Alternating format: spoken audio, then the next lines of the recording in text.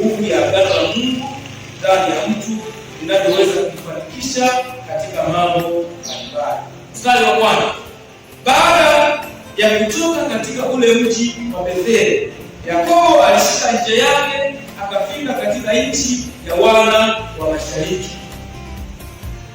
Baada ya kutoka katika ile nchi ambayo Yakobo aliyaona maono ya Mungu na kuweka lile jiwe alilokuwa amelalia kama nguzo, huyu Yakobo alishika njia yake akafika katika nchi ya wana wa mashariki.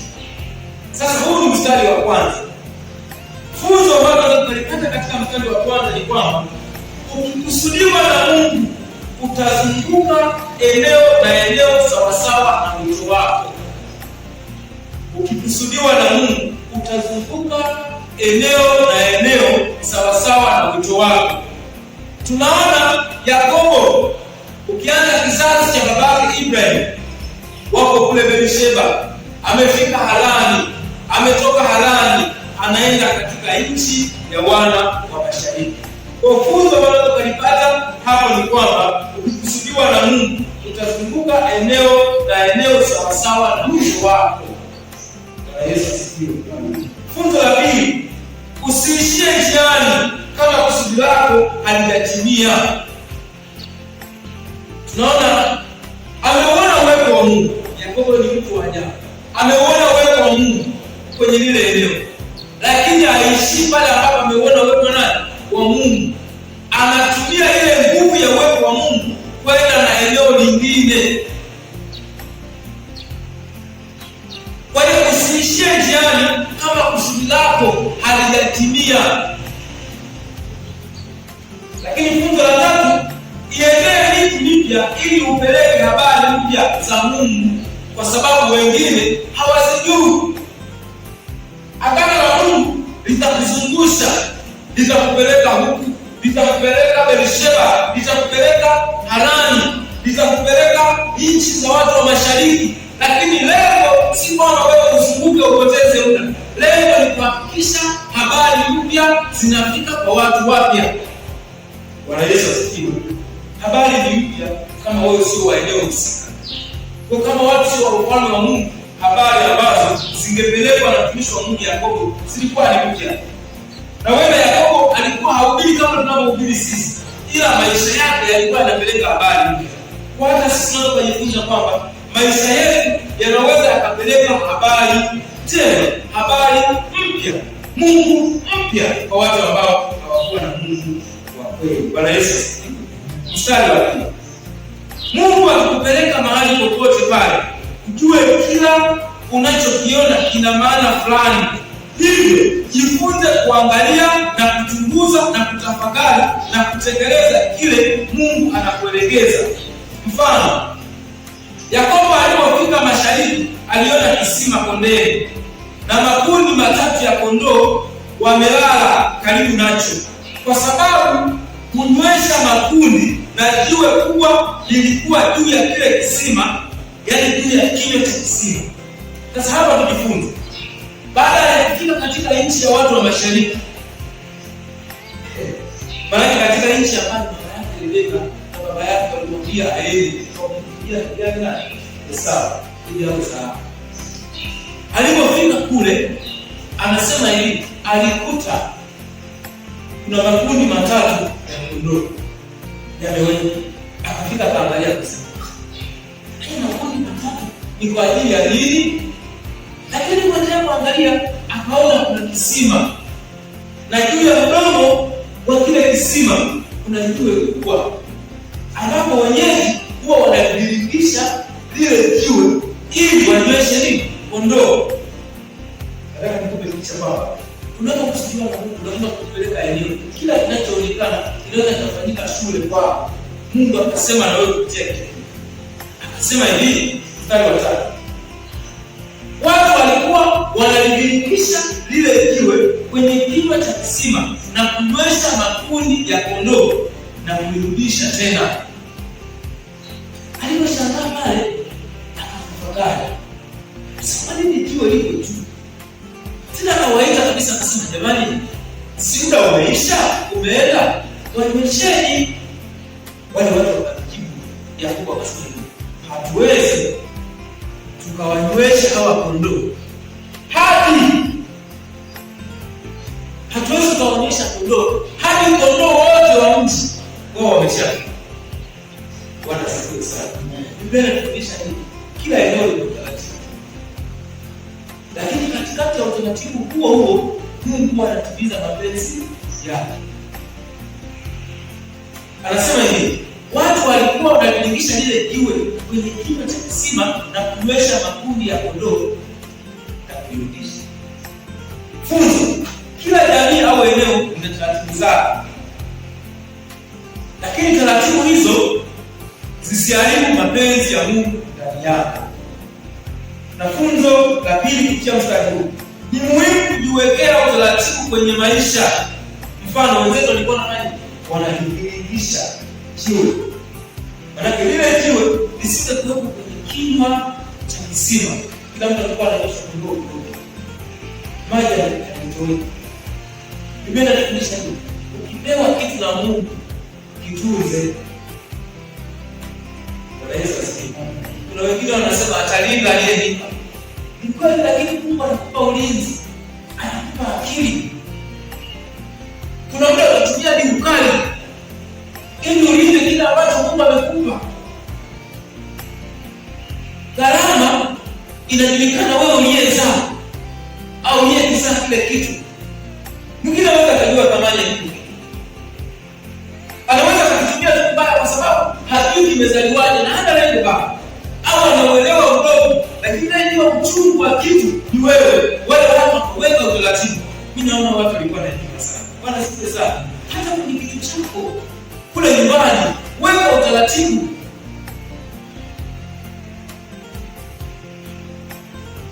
Bwana Yesu asifiwe sana. Hata kama kwenye nyumbani kwa Mungu amekubarikia, amekupa ndege, wewe unasema kila mtu anaichukua tu anairusha. Bwana Yesu asifiwe. Utaratibu. Sasa Mungu ametupa nini? Mungu ametupa karama za roho. Ametupa situzwe. Maana Mungu anaingia kama mbele vipawa na karama. Bwana Yesu asifiwe. Ni muhimu kuchimba kisima kwa ajili ya watu wote, na ni jambo zuri. Mungu anaweza kukupa neema ukachimba kisima, sio kwa ajili yako. Ukachimba kisima cha maarifa, sio kwa ajili yako. Ukachimba kisima cha tamko la baraka, yaani wewe unataka na uwezo wa kutamka baraka kwa watu, sio kwa ajili yako. Bwana asifiwe. Wenzetu walichimba kisima, kile kisima kilikuwa kinatumika na watu wa eneo lote. Moyo. Kisima ni nini? Kisima sio kisima tu cha maji. Anasema kwako Bwana naona kisima cha nini? Cha uzima. Mwangu moyoni Bwana pumzika daima kwenye ile tezi.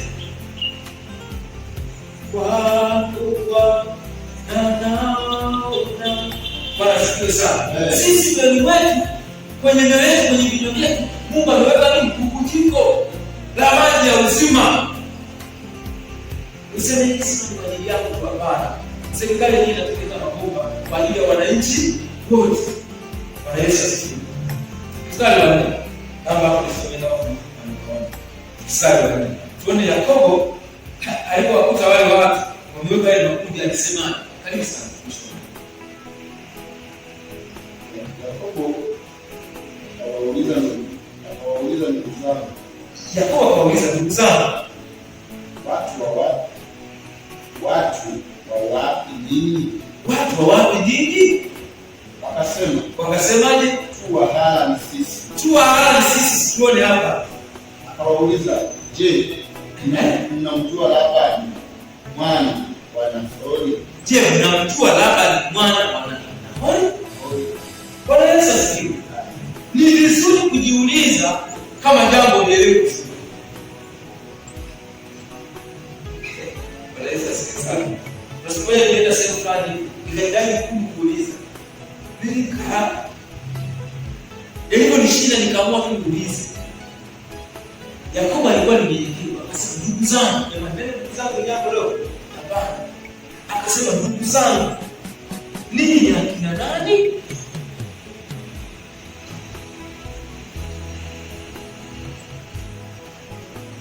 hakumjibu vizuri.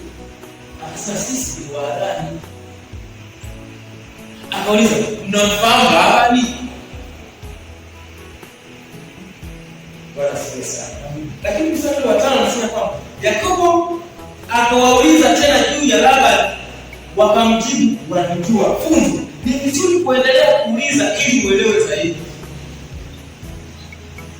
Kwenye maisha watu wanataka kuuliza, sio kuuliza tu njia. Kuna njia ambayo inafundisha Yesu Kristo. Unaweza kujiuliza ukapata ufafanuzi zaidi. Ni vizuri kuuliza.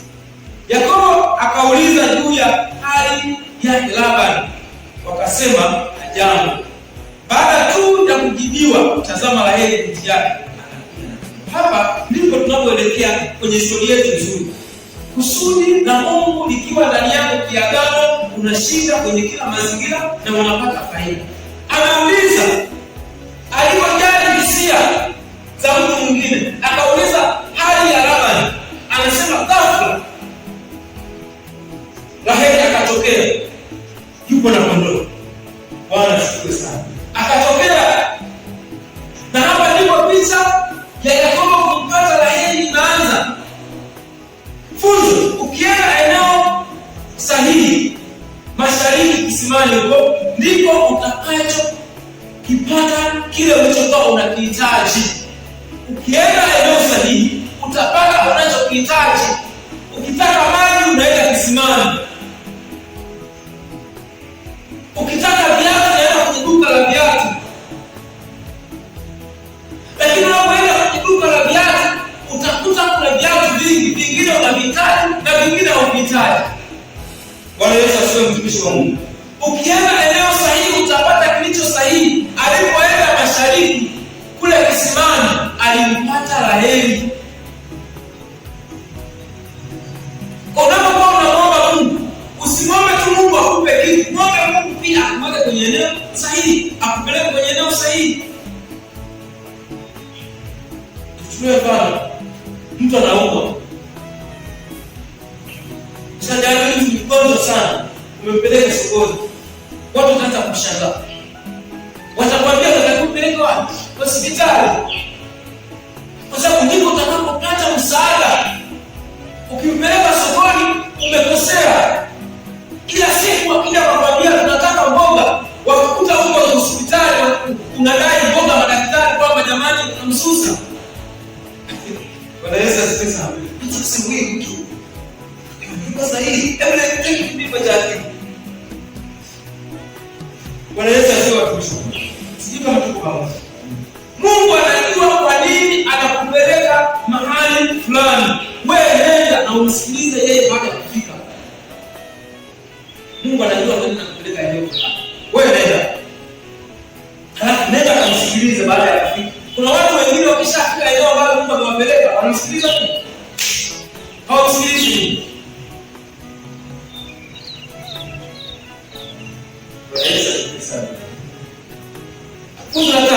Kuna watu huonekana kwanza kabla ya mhusika mkuu kuonekana. Kuna watu wa mtumishi wa Mungu kwenye jambo lolote lile, kuna watu wanaonekana kwanza kabla ya mhusika mkuu kuonekana. Unapoenda eneo fulani, unaweza kukutana na mtu ambaye sio yule unayemtaka, ila ukamuuliza kumpata naye mtaka. Kilichofanyika kama ni nini? Alionekana kwanza wale watu walikuwa wamebeba mafundi matatu. Walionekana wale watu kabla ya kuonekana na yeye. Kwa kama kawaida unaweza kupata kama mbona nicho kitafuta akionekana. Mungu, wazazi wangu waliniambia hivi, nikifika katika hii nchi ambayo ndugu wa mama yangu wanakaa, nitapata mke. Bora mke haonekani. Wako tu wachunga kondoo wamekaa hapa. Kumbe asijue katika mazungumzo Mungu atakupa kile kinachohitajika. Bwana Yesu asifiwe sana. Ukifika eneo uwe msikilizaji. Wasikilize wenyeji. Kaa kimya. Haijalishi unajua vitu vingapi. Eneo la watu ni eneo la watu. Jifunze mambo mengi. Ndicho kilichotokea kwa Yakobo. Akawa ni mtu ambaye ana hoja, anashikia, akawa anapata shule kidogo kidogo.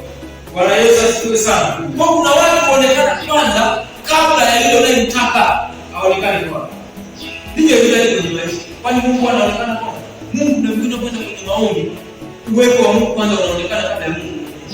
Baadaye unaanza kusema Mungu alionekana. Kwa Yakobo mwenyewe uwepo wa Mungu ulionekana. Yakobo akasema yuko Mungu mahali hapa. Bwana asifiwe sana. Kwa kila unachokihitaji hakipo kwenye kile unachokihitaji. Kipo kwenye kile ambacho unabidi kusema hiki au usihitaji. Kumbe ni vitu beba kile unachofanya, kile unachokihitaji. Unahitaji macho yako. Bwana Yesu asifiwe. Mstari wa 7. Yakobo akawasihi wanyweshe mifugo yao au kondoo. Funzo ni muhimu kutambua hisia za wengine. Alikuwa anajali hisia za wengine. Kwa nywesheni basi. Bwana Yesu asifiwe. Pendekezo unalojiona ni jema kwa wale wanaokuzunguka. Lile ambalo ni jema, umeenda kufundisha wengine. Pendekeza lile ambalo ni jema kwa wale wanaokuzunguka. Ila usilazimishe likubaliwe. Bwana Yesu asifiwe. Mstari wa 8 unasema, watu wa lile eneo wakajibu kuwa hawawezi kunywesha hadi wote wakusanye kondoo zao, yaani makundi yote.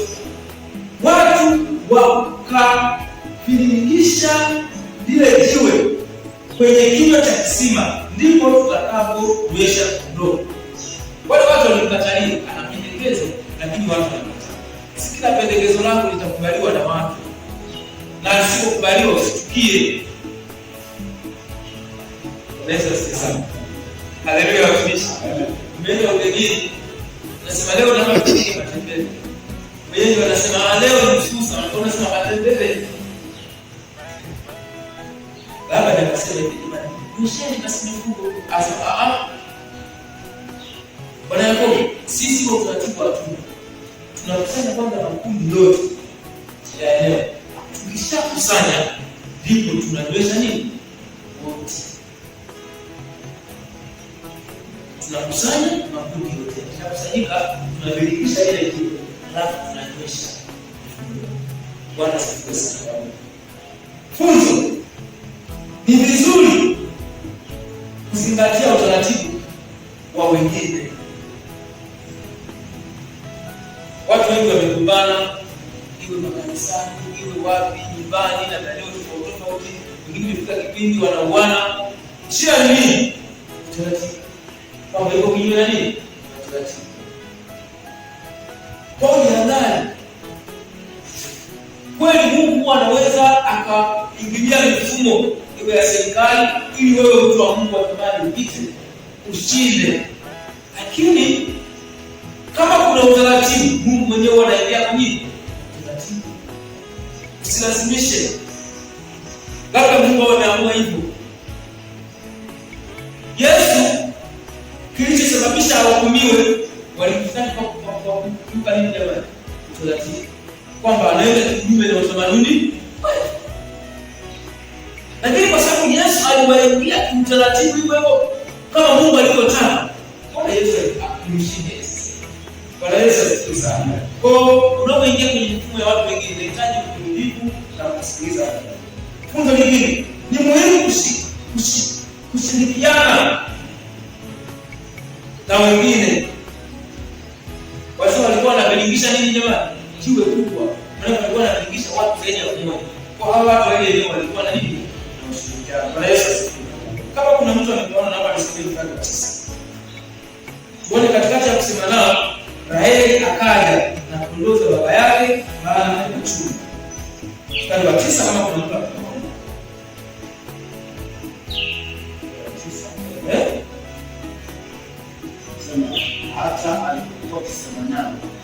Hata alipokuwa akisema nao, anasema nao watu waliokuja. Raheli akaja na kondoo za baba yake. Raheli akaja na kondoo za baba yake. Maana aliwachunga. Maana aliwachunga. Funzo.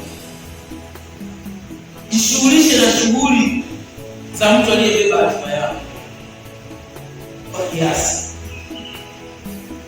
Raheli alikuwa anajishughulisha kuchunga kondoo za nani jamani? Za baba yake.